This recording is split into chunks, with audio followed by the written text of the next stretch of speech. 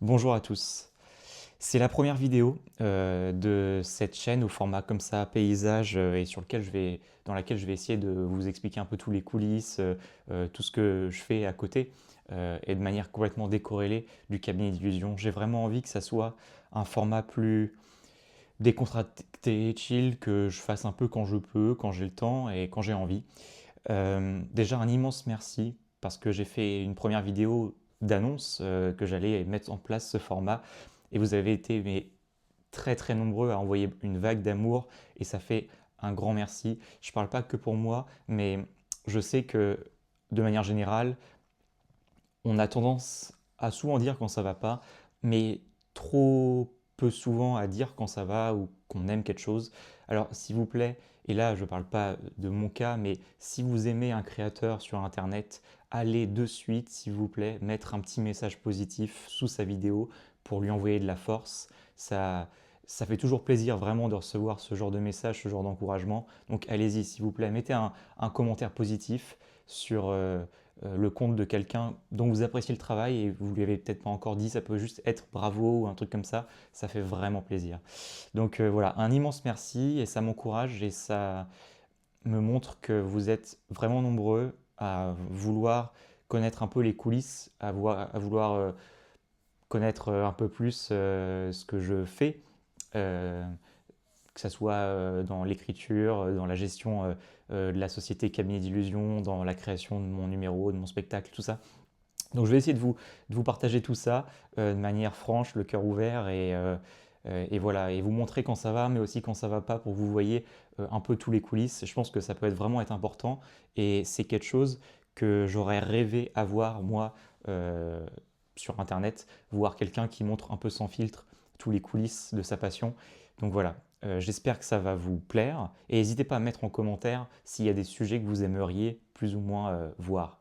Et je voulais commencer par vous raconter un peu comment j'ai commencé à m'intéresser à l'histoire de la magie et comment j'en suis venu à créer un centre de recherche sur la magie en ligne. Euh, je suis intéressé depuis tout petit, depuis l'âge de mes 6-7 ans, j'en ai maintenant 28, donc ça fait plus de 20 ans que je fais de la magie et que je suis vraiment intéressé corps et âme chaque jour par cet univers qui me passionne. Et j'ai toujours été aussi intéressé par l'histoire, l'histoire au sens général, par les archives, par les vieux documents, les vieux objets, par leur histoire, pas forcément liée à la magie, mais vraiment même les documents anciens, etc. Donc le lien s'est fait naturellement et j'ai rapidement été intéressé par l'histoire de notre art, l'histoire de la magie. Et j'ai vu que notamment en France, on avait un patrimoine mais exceptionnel. On parle tout le temps de Robert Houdin, etc. Évidemment, il a fait de grandes choses, mais il n'y a pas que lui et on a fait vraiment beaucoup en France. On est si ce n'est un des premiers pays à avoir imprimé un livre dédié à cet art-là en anglais. Alors les puristes diront qu'il y en a eu d'autres, mais euh, les premiers vrais grands ouvrages sur la précision et qui parlent que de ça, vraiment que de ça, un livre, un bouquin entièrement sur la magie, en français, déjà dès le 15e siècle, on en a quoi. Et l'imprimerie, c'est du même siècle, c'est-à-dire que dès les débuts de l'imprimerie, une des premières choses que les Français ont voulu faire, ça a été de partager leurs compétences, leurs connaissances sur la magie, et je trouve ça formidable. Euh, de ça, il est venu un constat. J'étais plus jeune, il y a à peu près 10 ans. Je m'intéressais vraiment à l'histoire de la magie et je voulais essayer de creuser un peu le sujet.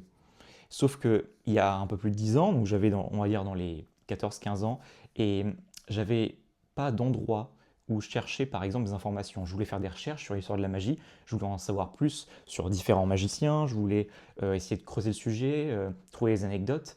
Sauf que bah, je me suis heurté à un mur, il n'y a absolument aucune source là-dessus vraiment disponible. Alors il y a deux, trois initiatives qui sont incroyables. Il y a Gallica par exemple, je vous invite à aller voir. C'est la Bibliothèque nationale de France qui numérise tous leurs documents, enfin tout, en tout cas une immense majorité des documents qui sont libres de droit, en ligne, librement accessibles. C'est une initiative extraordinaire. Je vous invite à faire des dons, on peut faire des dons en tant que particulier. C'est vraiment incroyable. Je suis content que l'argent public aille dans ces initiatives-là. Et le problème, c'est que c'est évidemment un fonds généraliste qui a des documents incroyables, mais qui n'est pas spécialisé sur les arts du spectacle et de la magie. mais il fallait le citer. Donc je me suis dit, pourquoi est-ce qu'on ne créerait pas en France un endroit, un peu comme Gallica, un peu une sorte de centre de recherche en ligne, qui permettrait à tout un chacun de consulter des documents sur la magie gratuitement, librement accessibles. Alors, la première difficulté a été déjà de créer ce site et aussi au niveau du droit. C'est-à-dire qu'on ne peut pas tout partager, il y a des droits d'auteur, etc.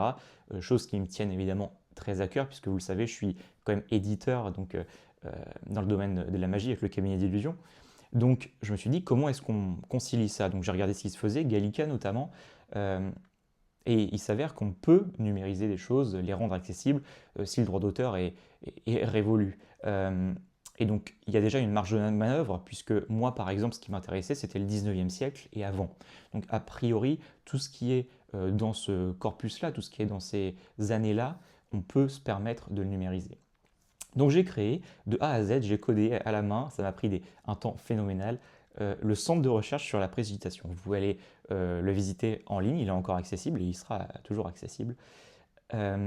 C'est un site qui permet d'accéder gratuitement sans même créer de compte. Je voulais vraiment que ce soit ça. C'est librement accessible à tous, qui permet d'accéder à des ressources en ligne. Il y a des revues numérisées, il y a des documents, il y a des affiches, il y a des gravures, il y a des lettres, des manuscrits, des tableaux.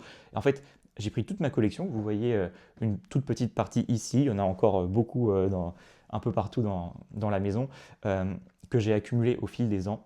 Et en fait, je trouvais ça vraiment dommage qu'il y a beaucoup de collectionneurs, mais il n'y a pas d'initiative du genre. En fait, il faut qu'on connaisse les collectionneurs pour accéder à leurs ressources. Alors, il y en a qui ne partagent pas, il y en a qui partagent, et je remercie ceux qui partagent, mais il n'y a pas d'initiative qui permet, pour quelqu'un qui débute, par exemple, dans la recherche, dans l'histoire de la magie, il veut faire des recherches sur tel magicien.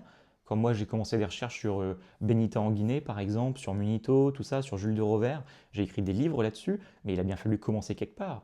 Et au début, on n'a pas de documents quand on est jeune, qu'on débute, on n'a pas ni les financements, on ne sait même pas où les trouver en fait, c'est même pas une question d'argent. Et je voulais mettre à disposition vraiment tout ça. Et donc, j'ai eu la chance de pouvoir me permettre d'acheter tout ça, de pouvoir le financer et justement maintenant de pouvoir permettre de le donner à tout le monde. Parce que je considère que c'est vraiment un patrimoine que quand on acquiert un document, ça, on devrait juste être de passage. En fait, on doit être les gardiens de ce document-là pour le préserver, mais notre rôle, c'est de le partager. On peut en préserver l'intégrité physique en le préservant, en le mettant, en le protégeant, mais on se doit, je pense, de partager le patrimoine, c'est vraiment important. Sinon, c'est pour moi de l'égoïsme pur que d'acheter des documents et de les mettre sous un coffre. C'est ma vision des choses. On a le droit de ne pas être d'accord avec ça, mais moi, je voulais vraiment combattre ça. Donc, sur le site, vous pouvez taper n'importe quel mot-clé. Vous allez avoir toutes les revues, par exemple, qui sont numérisées, les revues que j'ai pu numériser et qui ont le droit d'auteur de passer, et qui sont sous OCR, c'est-à-dire la reconnaissance de caractère. C'est-à-dire que toutes les revues, non seulement elles sont numérisées, mais en plus, vous pouvez chercher des mots-clés dedans. Et donc, à partir de là, vous pouvez dire, ah bah tiens, j'ai des occurrences sur ce nom de magicien-là dans tel ou tel magazine. Et après, rien ne vous empêche d'acheter cette revue-là, d'essayer de la trouver, etc., dans les ventes, pour vous la procurer et pouvoir vous documenter ensuite par la suite. Donc voilà, c'était vraiment l'objectif de créer un centre de recherche en ligne, librement accessible, et que ça soit collaboratif. Alors pour ça, j'ai créé une section Ma collection. C'est-à-dire que vous pouvez, vous aussi, mettre en ligne vos documents.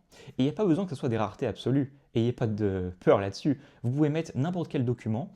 Vous allez avoir votre écrin, en fait. Vous allez avoir votre collection qui sera uniquement visible par vous et qui sera hébergée sur le site. C'est-à-dire que vous allez numériser, par exemple, un document.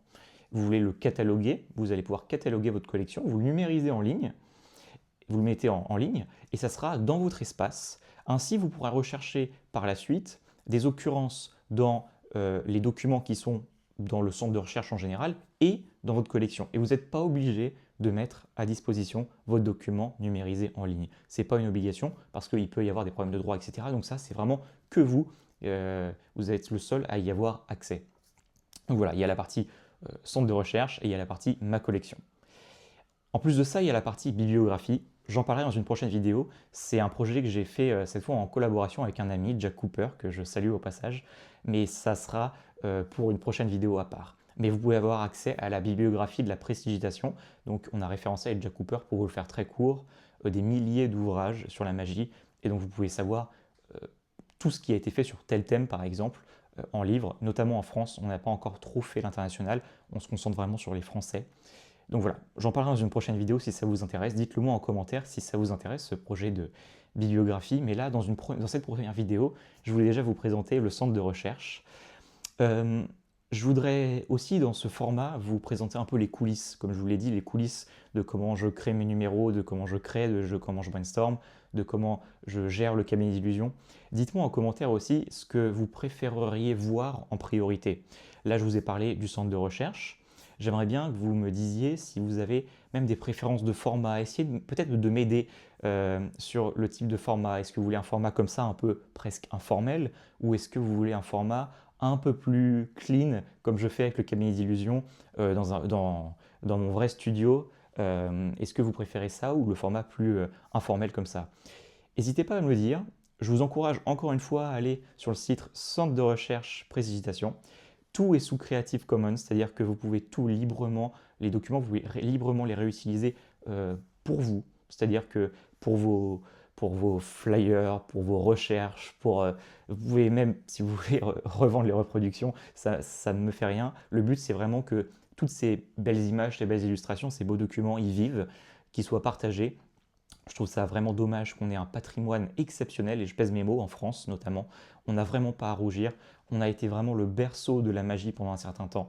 Je pense vraiment que vous pouvez découvrir des choses exceptionnelles. Il y a des superbes affiches.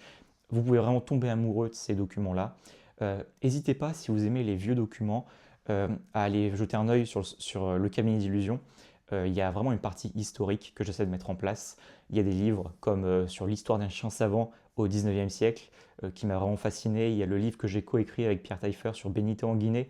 Je raconte plein d'anecdotes sur Benita en Guinée, et Pierre Taillefer et moi avons trouvé plein de références sur cette prestidigitatrice contemporaine de Robert Houdin.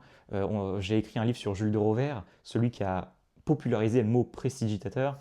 Et il y a aussi des affiches anciennes reproduites sur format rigide pour que vous puissiez les afficher chez vous. Donc voilà, vraiment la partie historique, ça me tient à cœur. C'est pour ça que j'ai développé le centre de recherche sur la prestidigitation, et rien ne me ferait plus plaisir que de voir des gens qui fassent des recherches sur ce site et qui l'alimentent. Donc s'il vous plaît, si vous pensez pouvoir contribuer à ça, si vous voulez contribuer à ça, n'hésitez pas à me contacter directement via mon adresse mail, par exemple, contact@lecabinetdillusion.fr. Je me ferai un plaisir d'y répondre. Et n'hésitez pas aussi à me dire du coup quel genre de format vous souhaiteriez voir prochainement sur cette chaîne. Et moi, je vous dis à très vite pour une prochaine vidéo.